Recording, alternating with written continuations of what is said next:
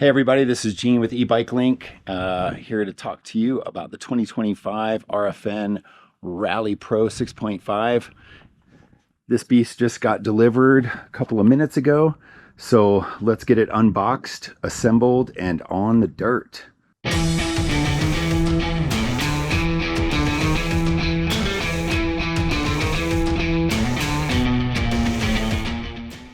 All right, we're back, and we're going to pop the top off of this. I've got my wire cutters, I've got my screwdriver, and my wrench. That should at least get us to where we can get the top off and the cage off. So we'll start with the cutters here.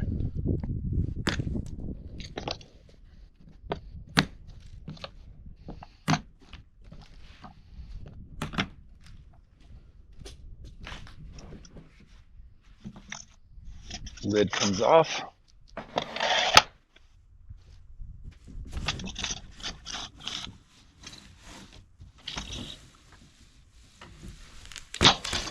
Bump. Okay. That wasn't quite tied up there.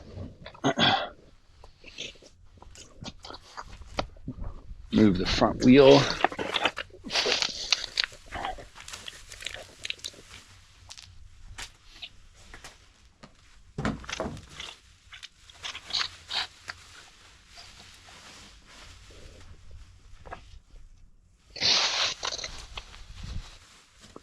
All right, let's get this additional packing material off here.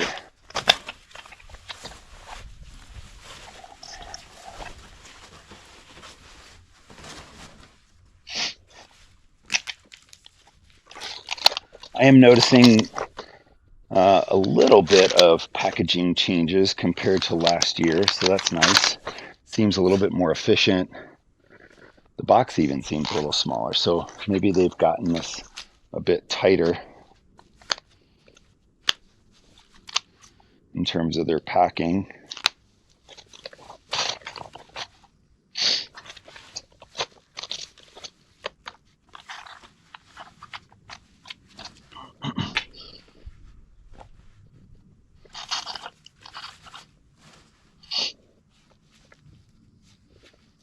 Oh, a couple of new parts here.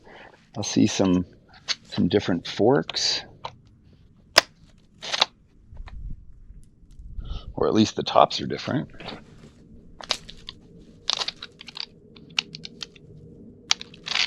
Hopefully this is our headlight.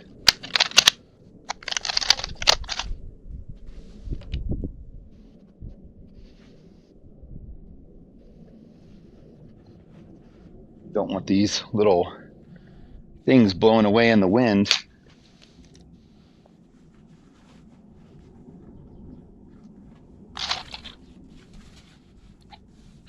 Great. Got our headlight and our dash.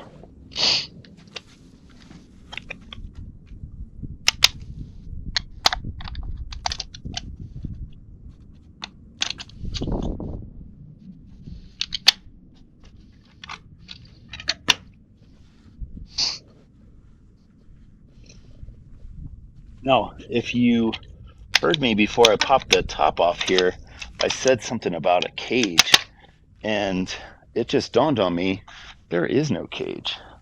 So that's exactly how they were able to get the size down. Very interesting. That's why the box seems smaller, because there's no cage in here. Hot dog. That makes things a little bit easier.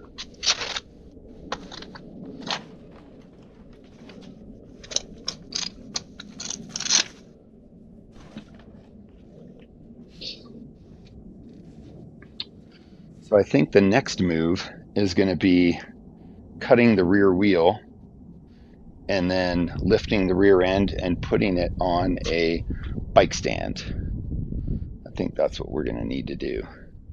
Because if I undo the front axle, then the bike is just going to fall over. So let's do that. All right, I got my jack here, but What I'm gonna do first, just to give me a little bit of room, is get some of the things out of here. So we've got our charger, and these are the rest of the assembly parts. I'll leave those close by. Picked up some other tools because I noticed that the axle nut is going to be an 8mm, and I got 2/8 because the axle bolt or the axle nut is on both sides, and then a 5mm for the pinch bolts.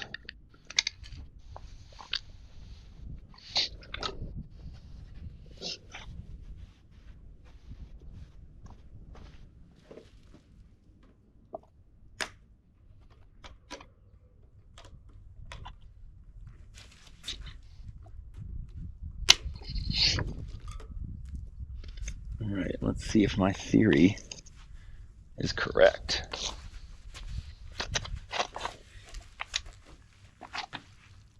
Yahtzee. Okay.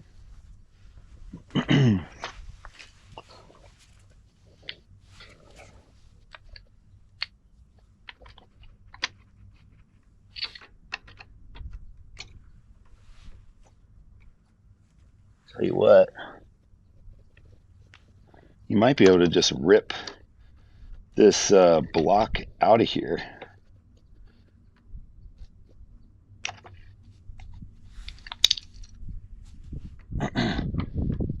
Oh, what do you know? I was wrong. I needed a 4mm. It's okay. I've got my handy dandy Allen set, and we're gonna use the 4mm on that.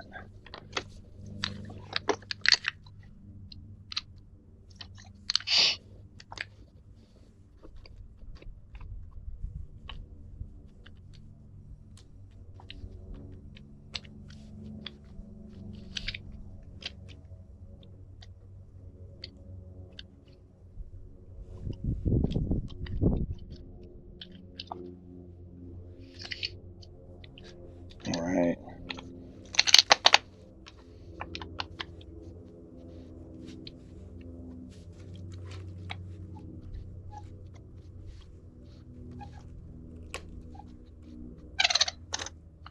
What I'm doing here is I'm actually twisting and pulling at the same time, and it will take the axle out, and then I can spin this guy over here.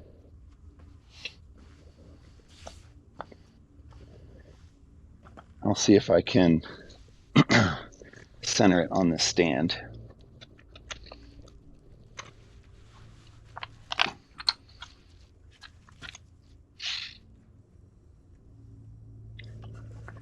Yeah, that's probably good enough for right now.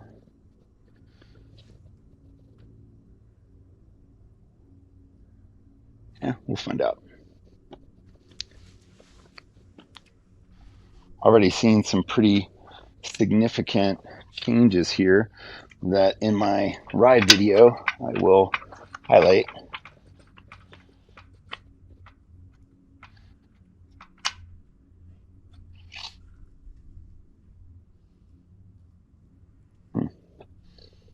Well, it looks like I'm gonna need a 13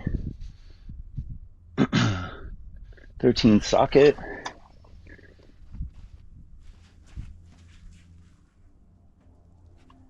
Yeah, maybe just a 13 socket. Let's see where that goes. I'll grab a 13 and a 14 just in case. Be right back. Okay. I got a 12, 13, and 14 just for good measure. Let's see. Oh, look at that. There was a 12, or there is a 12. So that's nice. And this is the linkage. So it looks like, different from last year, we got a single bolt instead of a bolt and a nut on the other side. That's pretty awesome.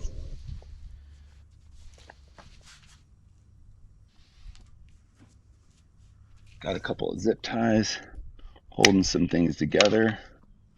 Oh yeah. Yep, the shock mount was a 13, just for all of you that are taking notes. Ooh, another cool thing is we don't have to, or at least I don't think so. We may not have to take the chain off. Do we? Oh, there's another zip tie that I didn't see.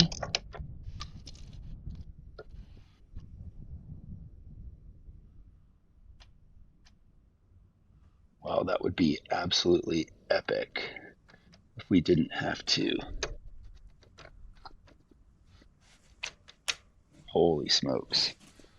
No chain removal necessary. That is huge, folks. Last year's model, holy cow, that was a pain sometimes. All right, so I'm gonna just finger tight these suckers.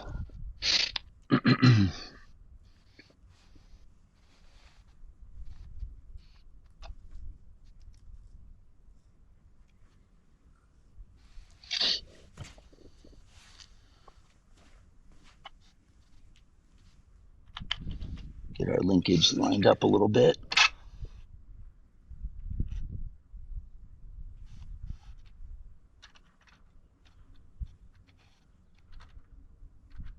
All right. Cool. I'm going to tighten these up. Based on my experience, the torque spec is going to be about 30 Newton meters. I'm going to pause here for a second. I'm going to look inside the manual. We'll make sure that that torque spec is correct. We've got this super handy box that they include. Very well marked, I might add. Very impressive, in my opinion. So there's our foot pegs. And let's look in here. Usually it's in the back. This might be a different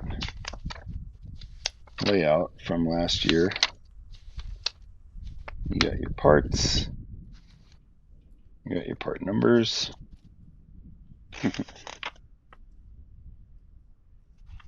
Tech specs. Troubleshooting. Chain tension. All right. Well, you know what? I'm going to go with what I know. And because I've assembled a few of these over the years. And what we'll do is I will post a link to the torque specs in the video. So I'm going to go with 30 Newton meters. We're going to let that roll.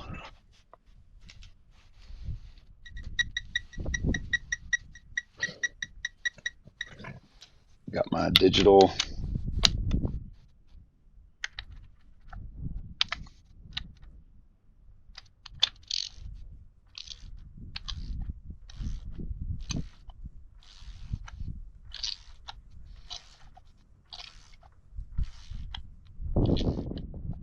Sometimes I'll use an impact for this, especially like a light one, a really light one, so you're not gonna cross threads, but you know, use your own judgment on that. I've seen some pretty nasty screw ups with impact wrenches, especially on little bolts.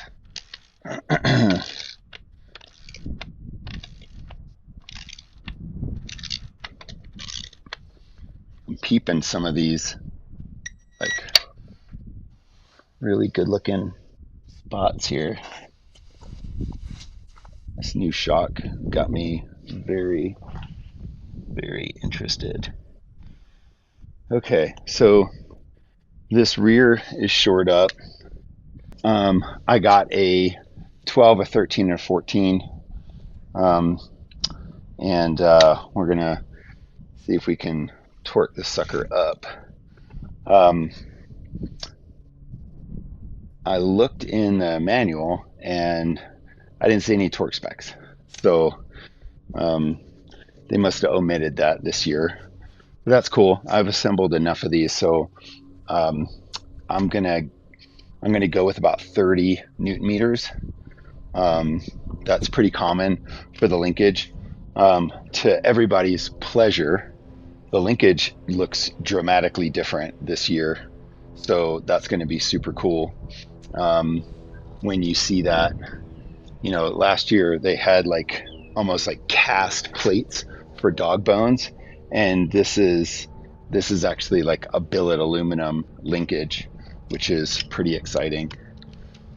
So let me get my torque wrench here.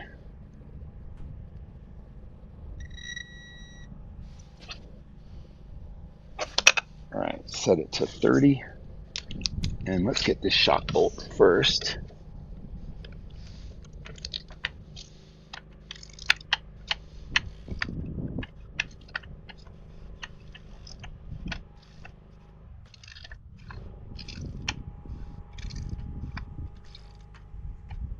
There we go. Nice. Okay.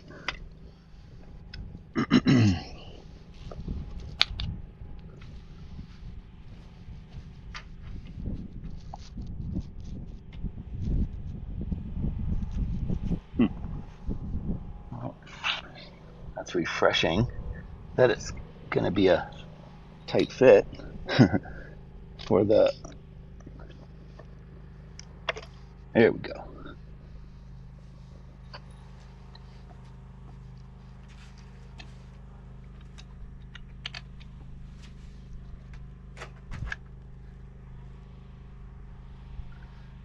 So you guys obviously assemble this the way you want.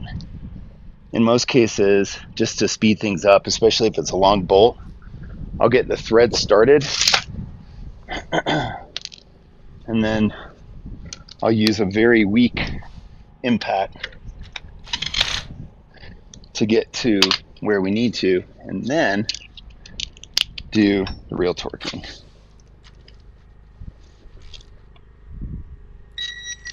There we go. All right.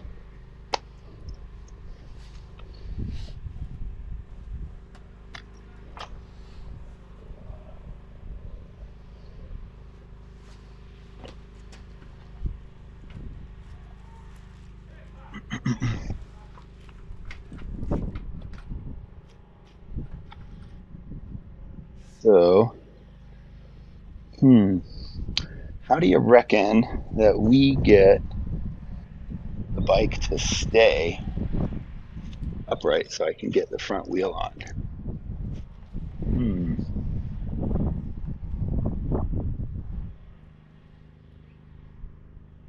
I got an idea. I'm gonna set it down. Move some of my tools out of the way.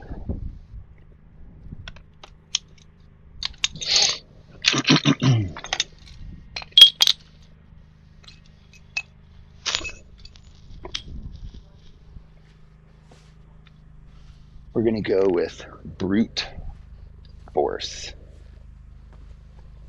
I'm just kidding. Kind of.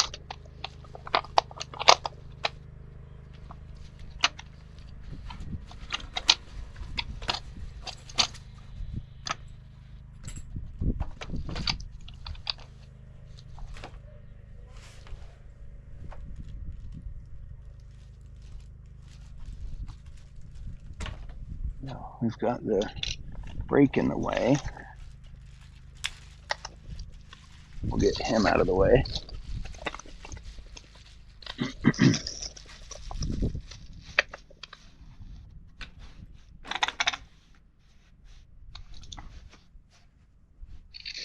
The wheel spacers, those are in your toolkit here. So we've got our, it's literally labeled tools. And you've got the large one on the disc side, and you've got the shorter one on the other side. So we'll spin this around.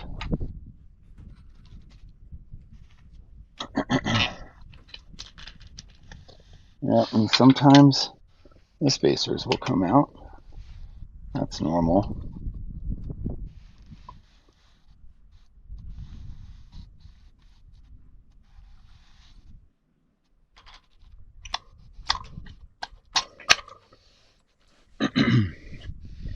Cool. So here we go. All right. I'm going to release some of the pressure here. Nice and easy. And that should allow me to bring the other side up. Bam. Oh, it wants to rock, so let's get that slightly elevated. Cool. Now, we've got our other axle nut here.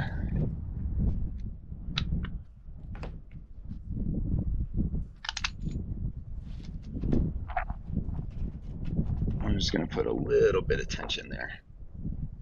All right. I'm going to reposition the bike, and we're going to go to the next phase. All right, so let's hang the headlight here. We're going to take the little hairnet off. In fact, what I might do is just go ahead and take this seat off.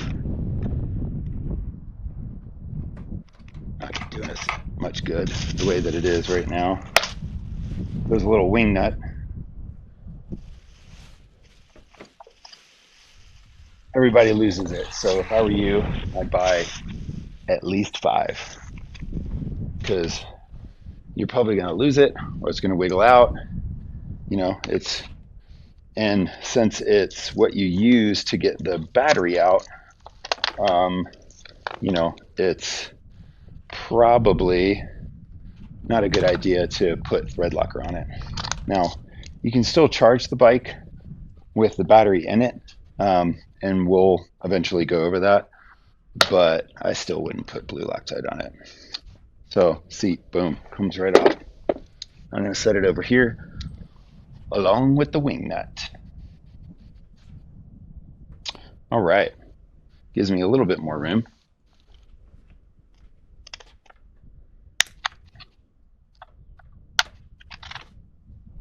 This is for the handlebars, keys. I'll leave those where they are right now.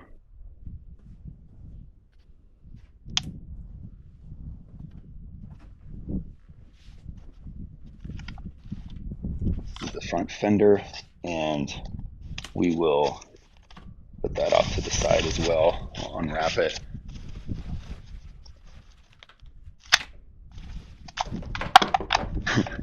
And you can drop it and scratch it up too, if you'd like. Much of an example of that.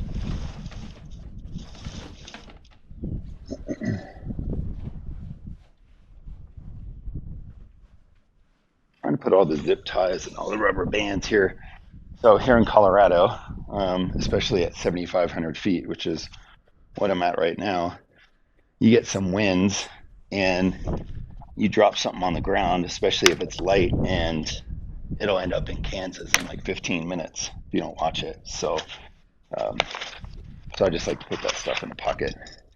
Here's the kickstand. We'll install that later.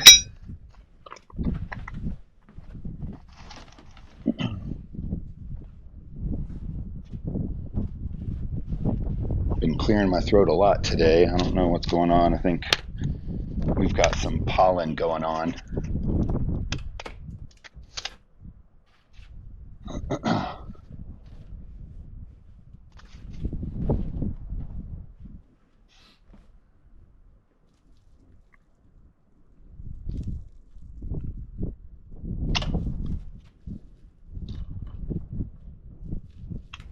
I must say, like,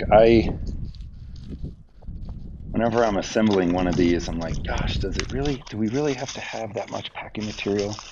Do we really have to have this? Do we really have to have that? But the truth is they do. I mean, if you think about it, this thing's coming from China.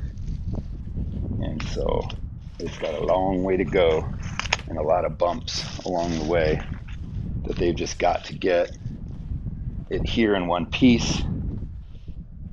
So you and I aren't complaining about what it looks like when it arrives, or at the very least, it gets here in the condition that we all want it to. So I feel like that pretty much does it for most stuff in terms of packaging and the zip ties. So let's get the front brake on, and then we'll start moving through the rest.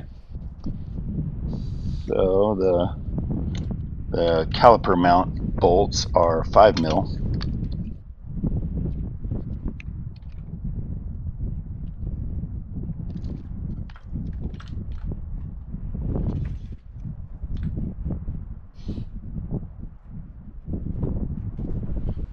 Actually looking at the rotors now, and the RFN model now has the floating rotors, that's pretty cool. So the Beta is the one that had the floating rotors, and that was a Gen 2 bike. So this is officially, I'll call it unofficially, because I just came up with this, but this is the 5th iteration of this bike, the one that we're working on right now. And the Betas were, those were the 2nd generation bikes. So, all right, caliper goes on. We're gonna finger tight these. The reason why we're gonna finger tight is, you want to align the caliper.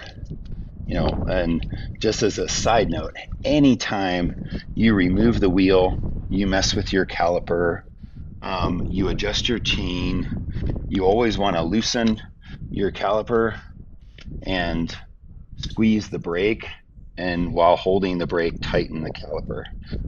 That allows you to realign it. Otherwise, you can get really odd pad wear. So I'm going to save that for a little bit later. We've got this this kind of clamp that clamps the front hose. That is going to be a 4 mil. I remember from a while ago. And we've got these nylon nuts, and that's easily a 10 mil, which, look at that, their tool set. I always underestimate the tool sets that come with bikes, I gotta say. But I'm sure that there's something to that. They include it for this exact reason. So people don't necessarily need tools, or they have the tools that they need for assembly. Not a huge fan of cheap tools like this, but in this case it worked. It will also get me getting these bar clamps off, which is exciting.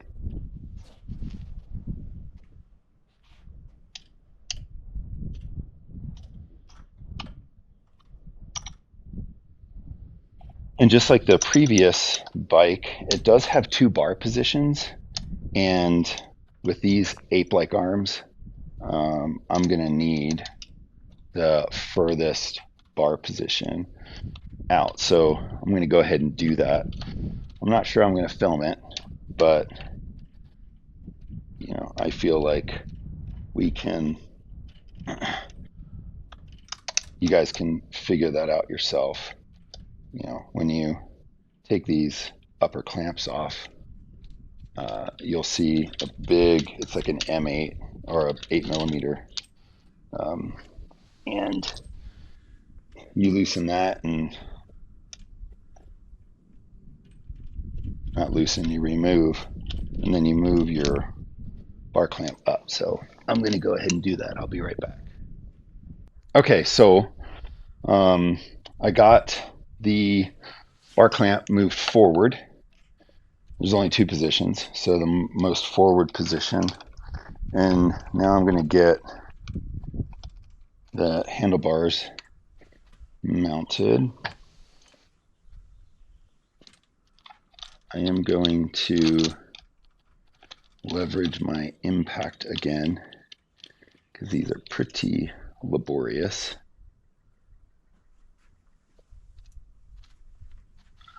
I'm going to get my bars as close as I think I can get them.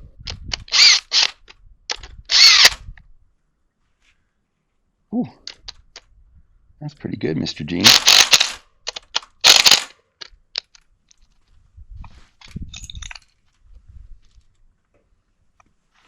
So you want to make sure that the distance between the upper and the lower portion here is as close to even as possible. And the torque spec on these guys I use, I'm not saying that you should. Remember, we're going to consult the torque spec manual, but I'm going with 25 because that's what I've used in the past.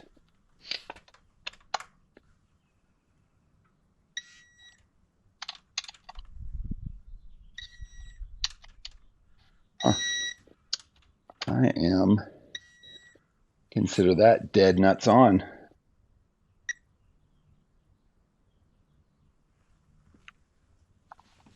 Alrighty.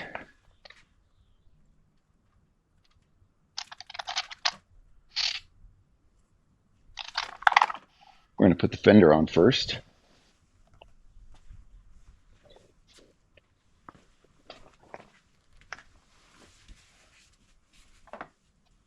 That is a 4.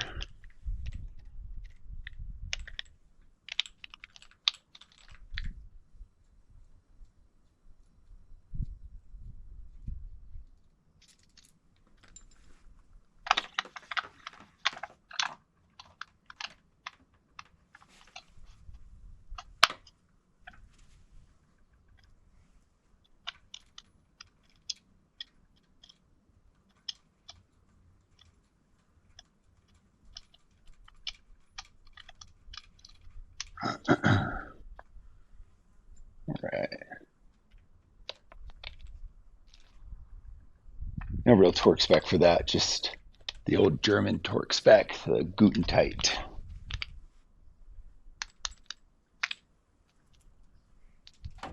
Now we can put the headlight on.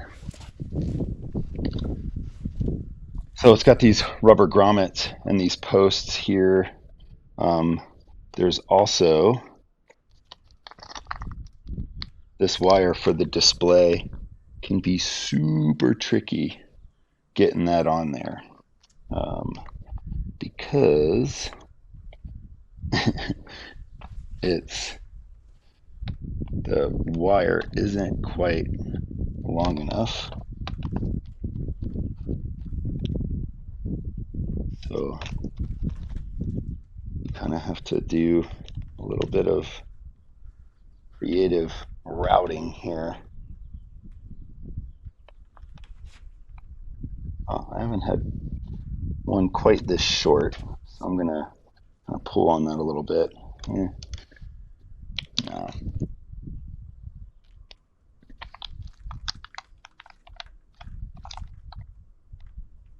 There's been an instance where I've had to remove the top plate, which it looks like I'm going to have to. That kind of blows. Okay.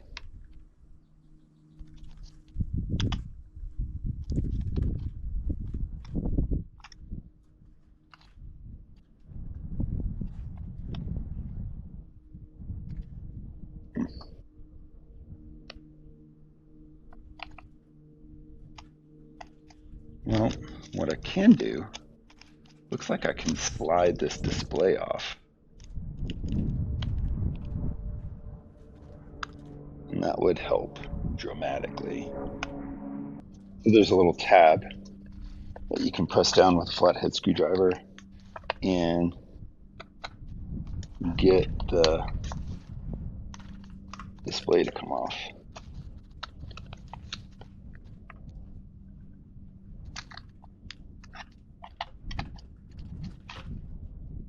There we go.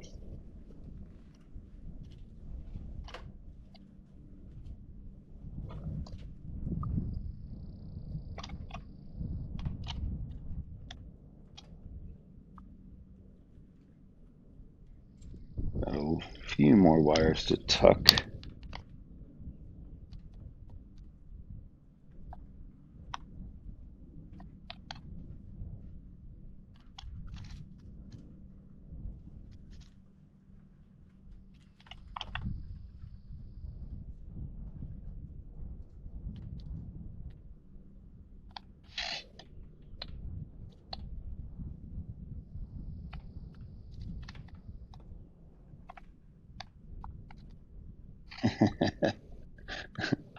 All right, I'm gonna get some needle nose, and this is just more difficult than it has to be. All right, I'm back. Got some needle nose here.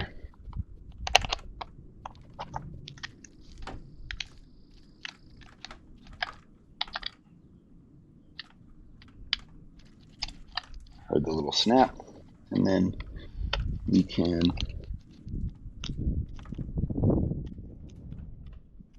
put the display back on. It'll let me.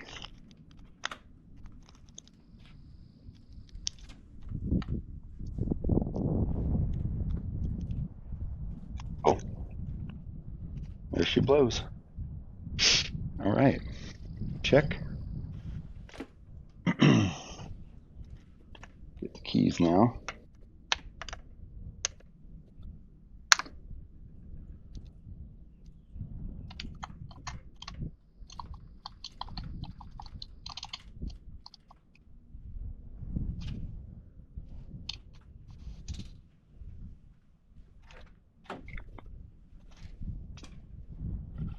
All right, let's see what's left. We've got kickstand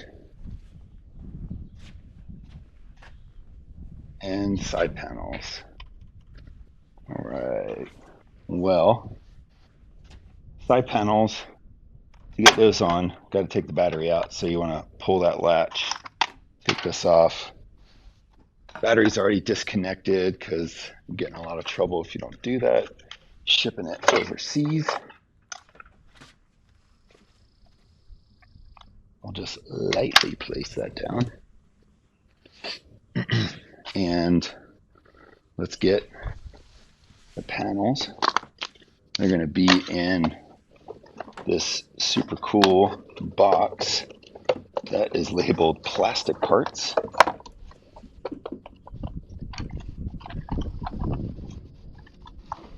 And all the necessary hardware to connect is in here.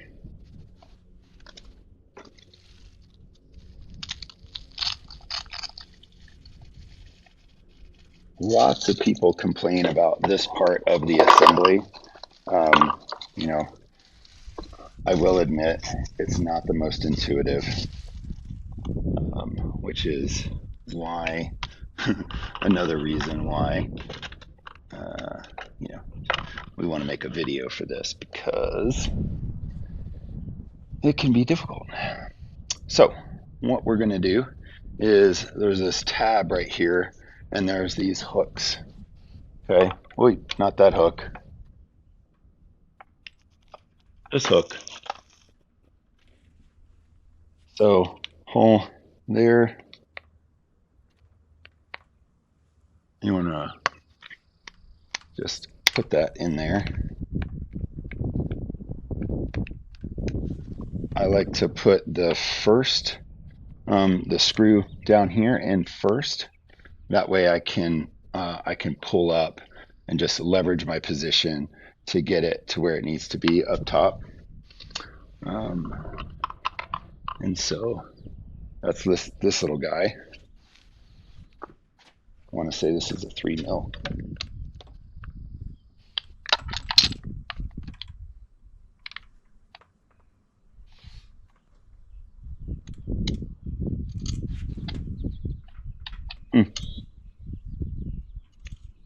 Yeah, what you don't want to do is drop this thing down into the bike. Very bad idea, Gene.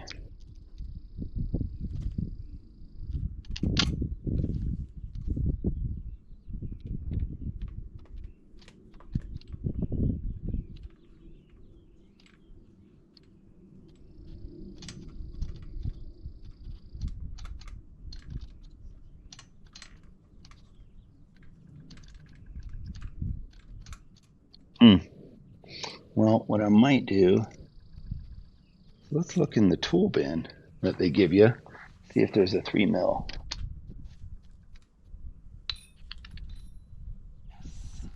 Yes. All right.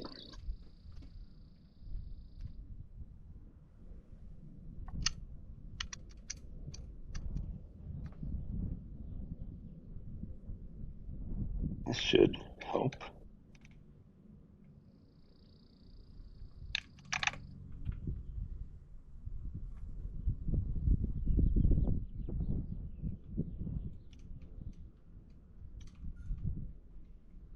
All right, at least I've got some of the threads in there.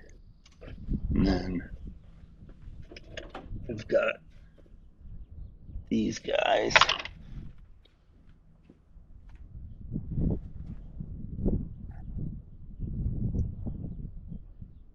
And this is a 4 mil.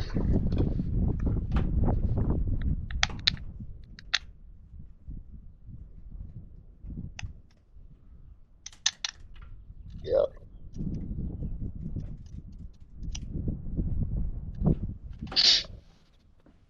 So grab the 4 and the 10.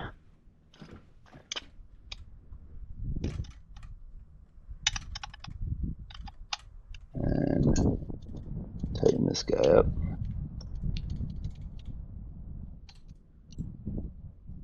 And finish off this side.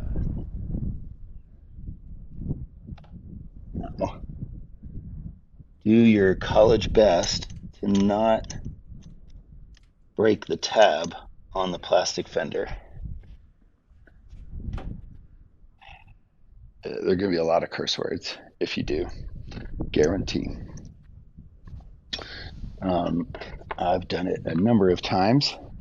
I don't wish that stress on anybody because you got a brand new bike and you've got a broken tab. Nobody wants that.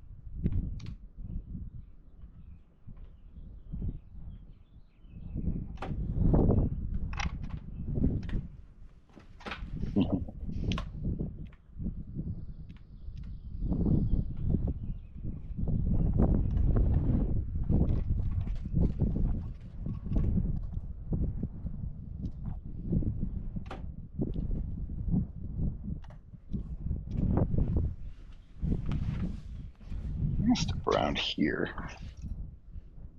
Maybe I can get a better angle.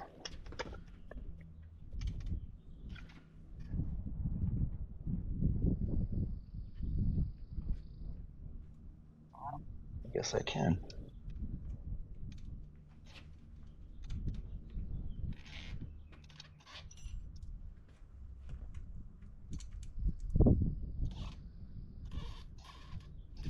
Interesting, right? Like this takes so much time for these silly fenders.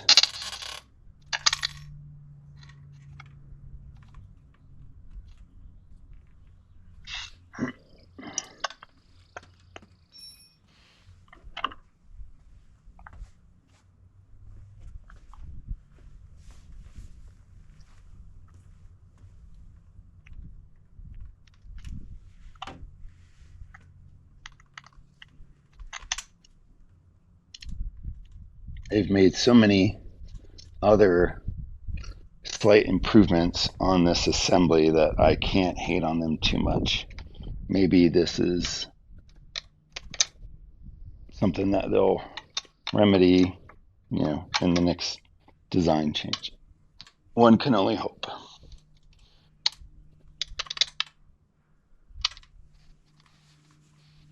All right, fenders are on.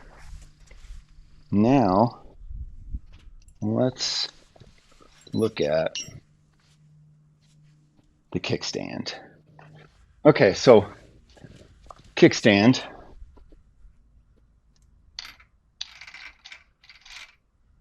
I thought it was a 19. I was wrong. Gotta be a 17. So, bolt, kickstand, shim.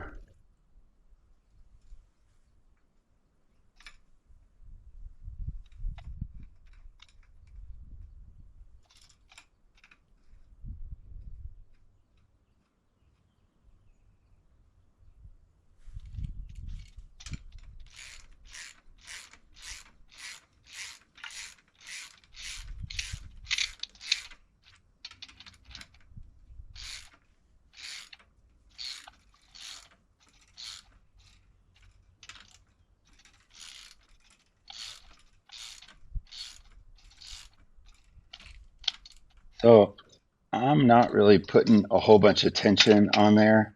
I would just recommend that you get it to where there's little to no wiggle on the kickstand.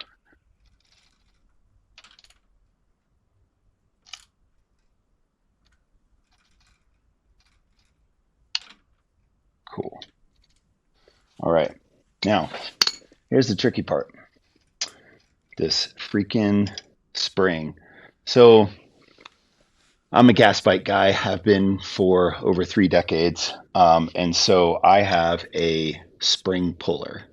I'm going to show you what it looks like here in a second.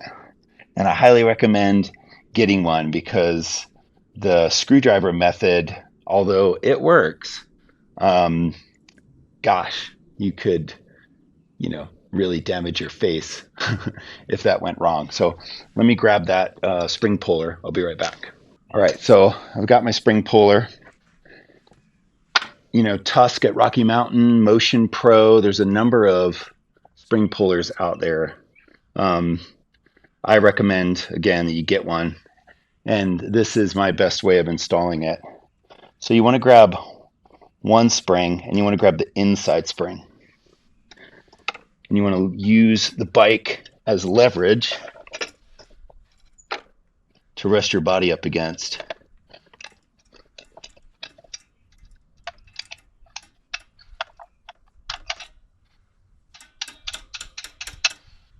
There. Bam. Kickstand mania. All right, I think we've got foot pegs and that's it. Battery, seat, keys, power, wallet, watch, spectacles. Okay. Oh, I almost forgot. You've got big honking zip ties for your for the headlight. Got to do those. I'm gonna do that right now, so don't forget. They're reusable too, which is great.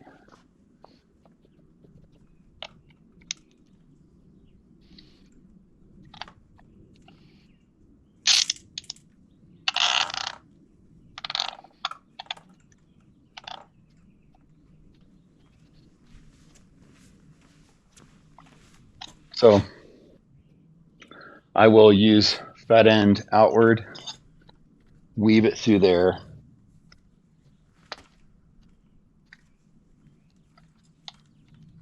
and then swing it around. You don't have to get it crazy tight. And then I will move it all the way and tuck it in back here where all the wiring and such is. That way it's nice and out of the way. Foot pegs, you'll see you've got 6 positions. I've experimented a lot with these different positions. I'm 6'1". I told you, ape-like arms. I have a 34-inch inseam, so I'm actually like pretty big for this bike. And with the bars in the forward position, I put these in the 3rd position.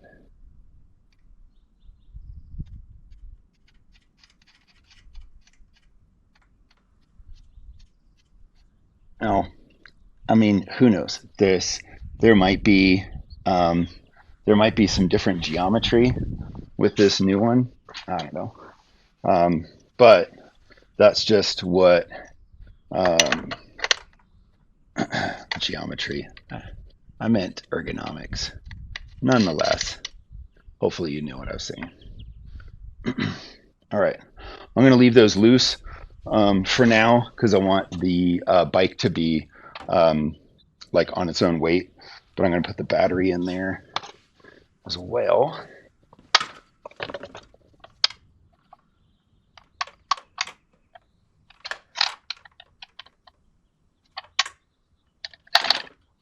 I wonder.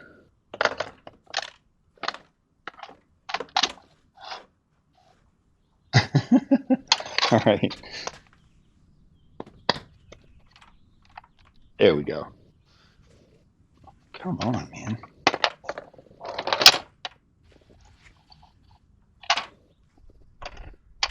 Pop that in there.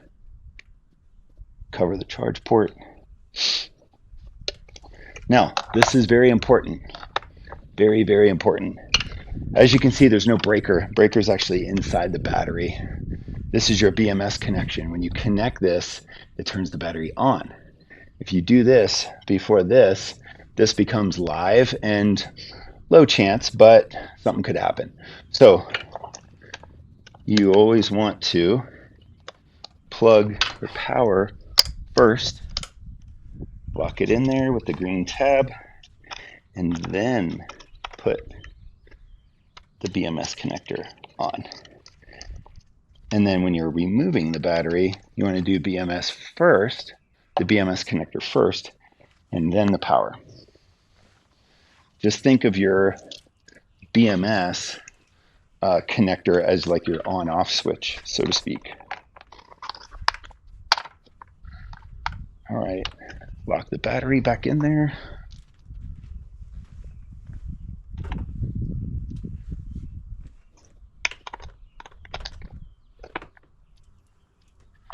Get your pins.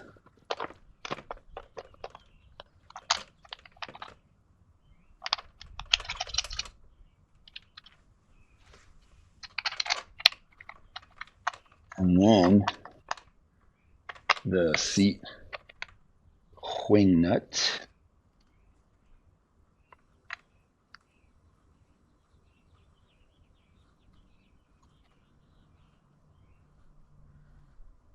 We actually have a couple of more things. All right, let me get the bike down.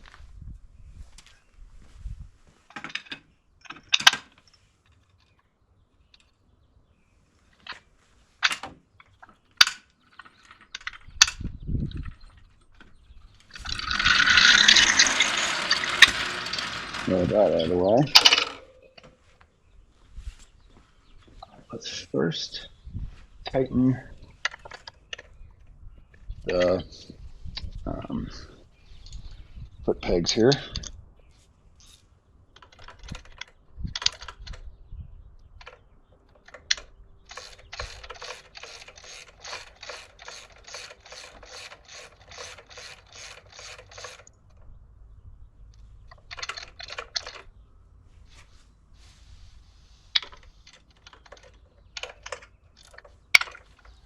And I thought I could cheat so I didn't get in the way of your view. but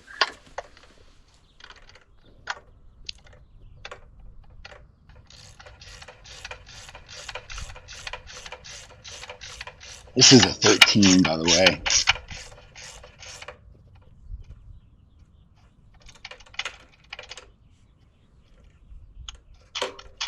Cool. Now, the last thing is aligning those calipers. We spoke about it earlier. I'm actually going to do the rear first.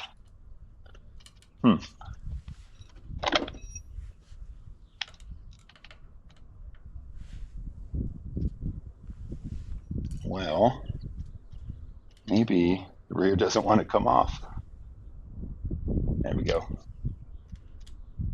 I'll tell you, these bike manufacturers, they have torque specs for their bikes, but when they assemble them, I'm not sure that they adhere to them. Just saying.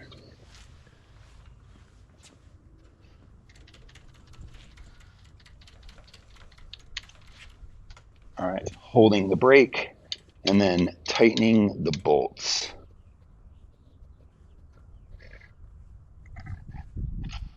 And I'm not tightening them as much as the factory did.